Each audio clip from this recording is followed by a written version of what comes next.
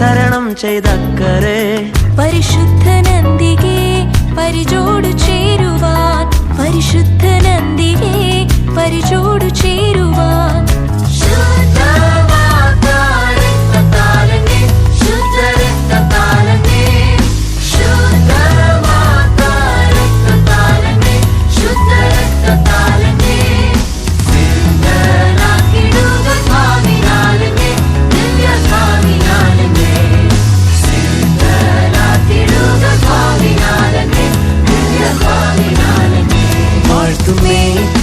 യേശുരാജനെ സർവകാലവും കീർത്തിക്കുന്നു വൻ കൃപകൾ ഓർത്തു നന്ദിയാൽ വാഴ്ത്തുന്നേ യേശുരാജനെ.